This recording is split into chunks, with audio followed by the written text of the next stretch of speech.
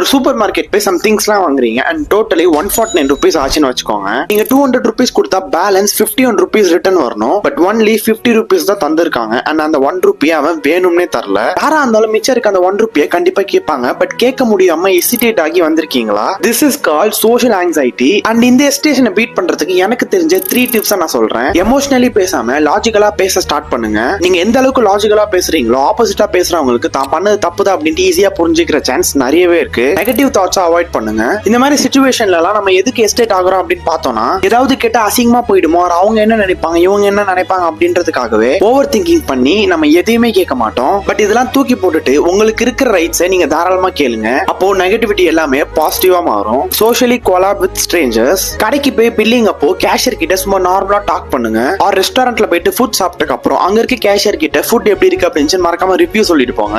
வை? Because நல்லா இருக்கும் போது சோஷியலா பேசினாதான் நல்லா